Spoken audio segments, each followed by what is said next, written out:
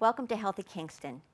My name is Janet Wade, and today we will be talking about the new world of nicotine addiction among teenagers.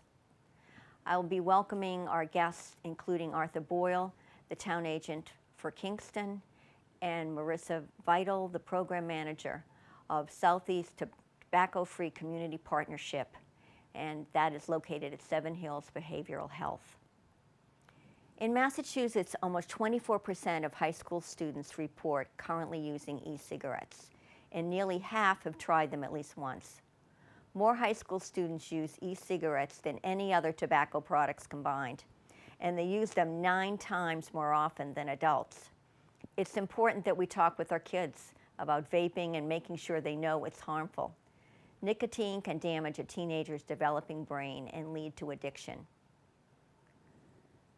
The earlier they start, the harder it is to quit. With that said, I'd like to introduce Arthur Boyle, again, the health agent for the town of Kingston, and he is going to be speaking to the laws regarding nicotine consumption in the town of Kingston. Well, Janet, thank you, and I wanted to get it right, so I brought it right from the office. That it was effective August 8th of 2016 that the Food and Drug Administration, the FDA, mandated that electronic cigarettes and the products that are associated with it be made to mimic the regulations of tobacco, and that also bans sales to minors. So the FDA has classified e-cigarettes as drug delivery devices subject to the regulation of the FDA and the Cosmetic Act. I think Morissa can speak more to, what's become of the law and how it's evolved. But it's, as you said, it's a harmful way to do business. If you're a 17-year-old high school student, and you get hooked on it, and nicotine is an addictive chemical, so you've really got to use your head if you're a teenager, and not start is basically the best advice. Yeah, good point, excellent point. Don't start to begin with. All right, well, with that said, thank you.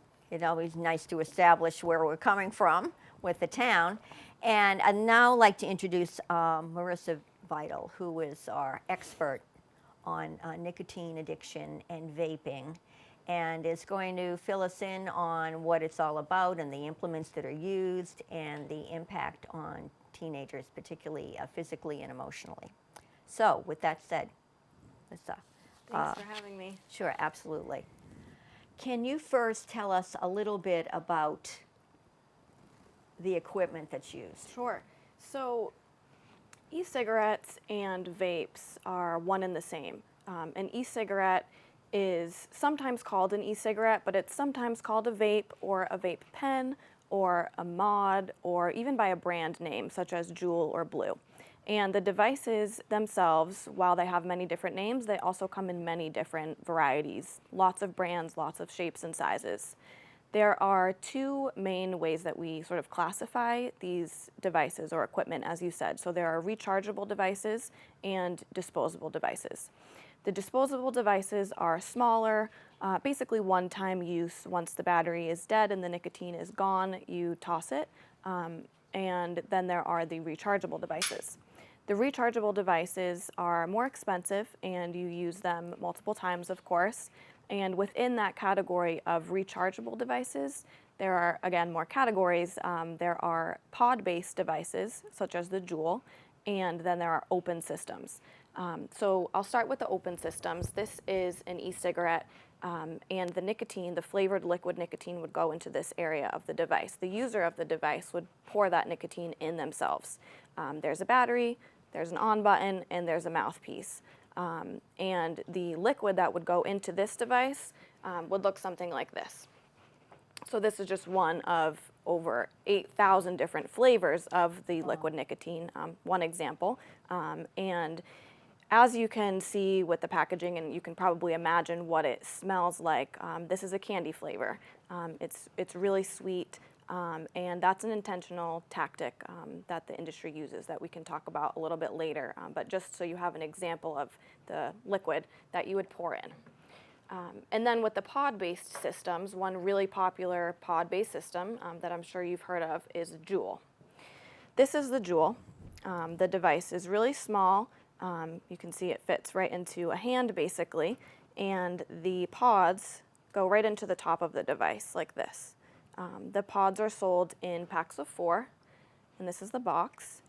And we're looking at Juul. Right, Juul, Juul. And Juul is just one brand of many pod-based systems, but it's an important example because it's really, really popular among middle school, high school, college-aged youth. So this bottom piece right here is also the charger, and this is the whole device. Now, the pods, like I said, they come in packs of 4, and one of these pods has about as much nicotine as an entire pack of cigarettes. So a real lot of nicotine. And how long could it take you, conceivably, right, to so smoke that? Vape so anecdotally, what I've heard from high schoolers themselves is that their friends can go through one pod in about an hour. An hour to a day is what I hear from young people is about the average rate of use. Okay, and again, that's comparable to a package of cigarettes. The nicotine content, yeah. Yeah. Right, one pod is as much nicotine as a pack of cigarettes. Wow. Yes. So within that category of the pod-based systems, there are other devices. The Juul isn't the only example. It's the only one I have right here, but there are other brands, other varieties, and they come in other shapes and sizes too. And for sort of pictures of that and more information about that, that website getoutrage.org does have that information, and it has some really good pictures that folks could take a look at to sort of become familiar with what these devices look like and you know what the equipment is. Okay, and Yeah. we'll have that put on the screen too, Yeah. so people can refer Perfect. to that. Right, getoutrage.org. .org. Yep. Okay. The charging, is this the only place they can charge? This little device? piece, yeah. Yeah, so the Juul comes with its own charger. The rechargeable devices, they come with their own charger. So this Okay. is specific to the Juul, and this is just a USB charger. So it can plug Okay. into the side of a laptop and just charge right there. And it does look, you know, it looks like a tech device. It looks like a flash drive. Right. It's small, it's sleek. And for someone, for a parent or a teacher who doesn't really know what they're looking for in terms of an e-cigarette, this can be really unrecognizable because of that reason. Right, Yeah.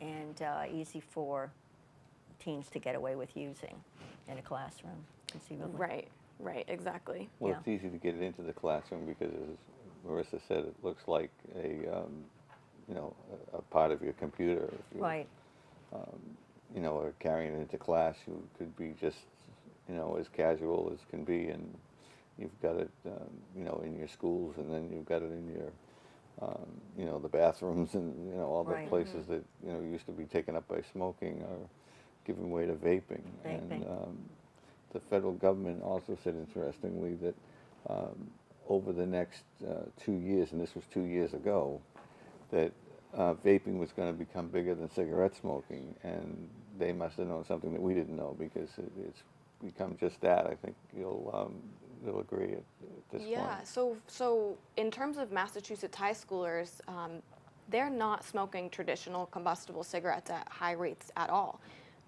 I think it's just about under 7% of Massachusetts high schoolers smoke regular combustible cigarettes, while about 20% use vapes or e-cigarettes.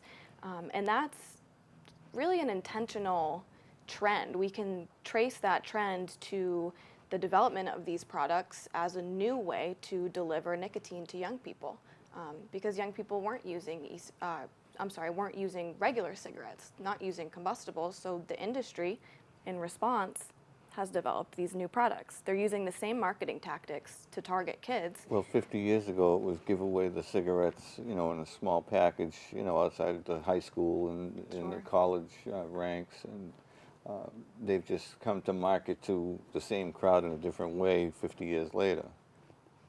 Right. So the three tactics basically that they're using now with these new products they make the product sweet, cheap, and easy to get. So the sweet flavors, like we saw with the candy flavor, that's just one of thousands of candy, cookie, all sorts of sweet flavors. And the products themselves are relatively affordable, and they're easy to get. If you walk into a gas station or a corner store, you'll see these products, making them really accessible to young people. Okay. What are the implications on some of these businesses that are selling this to minors? Well, they're taking the same penalty in some cases if there's a local ordinance tag to it. They could lose their license to operate, in the extreme. They'll first be warned and then fined, and then, they're obviously not getting it if they're up to their third time. Right. That you would see their license disappear for the most part, I would have to believe. And I mean, I guess it wouldn't surprise me if these younger teens aren't getting adults to buy this for them. I mean, how if they can't get it on their own, how are they getting it? Yeah, so a variety of ways. Unfortunately, illegal sales do happen everywhere from time to time. And these products are also, or they have been, really easy to get online. Really? With a gift card, a prepaid gift card, so you don't need to borrow mom or dad's credit card. It makes it easy for a young person to purchase this online without a parent knowing. And age verification historically has not been very strict. It's sort of been pretty easy to just check a box and say, yes, I am 18 or yes, I am 21. So that's a big problem too. And then, of course, 18-year-olds who are in high school, who do know younger kids, we can reasonably assume that they are sometimes buying these products for their younger peers, and that does happen. Mm-hmm. Yeah. Wow, I didn't realize they could get it online. Yeah. That's amazing. Wow. Well, then we get into, well, why? What's the big deal? What are the implications of ingesting this nicotine and vaping nicotine? Yeah. So we'll start with nicotine. The flavored liquid nicotine is the same nicotine that you would get in a cigarette. The nicotine use before the brain is fully developed can lead to mood disorders such as anxiety and depression. It can permanently lower impulse control. It can permanently change the way that the brain can learn. It actually changes the way that synapses are formed, which damages the parts of the brain that control attention and learning. And addiction to nicotine at younger ages, before the brain is fully developed, can actually make it harder to quit nicotine later in life. So the earlier you start, the harder it is to quit. And nicotine use can prime the brain for addiction to other substances down the road. So nicotine is really serious, and it's very addictive. Besides the nicotine in here, there are other harmful chemicals. There's diacetyl, which is linked to popcorn lung, which is a lung disease. There's propylene glycol, there's glycerin, there are ultrafine particles, there are heavy metals from the batteries of these devices, so nickel, lead, and tin, and all of that is heated by these devices. It's turned into an aerosol, actually, not a vapor. So that aerosol, with all of these harmful particles and chemicals that we talked about, that's inhaled into the lungs, and those ultrafine particles, they can become lodged deeply into the lungs. And then that aerosol is exhaled. So the exhale, the secondhand aerosol, is also not safe. So it's not just the person using the device, it's the people next to them too. That secondhand vapor or aerosol isn't safe either. Okay, I did not realize that. What about, can you tell if someone is vaping? I mean, can you smell it in the air? It depends. It's tricky. With a regular combustible cigarette, you would know right away if someone nearby was smoking. And with the e-cigarettes, because the flavors are sweet and fruity, if you don't see it happen, you might think someone's putting on lotion or body spray or eating something. It is harder. It's harder to know. It's important for parents and teachers and people who work with kids to really take a second look at an unrecognized sweet, fruity smell or any unrecognized tech devices that someone might see. Take a second look at that and investigate it a little bit if you don't recognize it, because it may be a vaping device. Well, and it's one thing exposing yourself, but if you're exposing the people around you to these elements. That's why the towns, a lot of them have gone to including e-cigarettes and vaping instruments Okay, as well, that part makes of their sense. as part of their no smoking policies.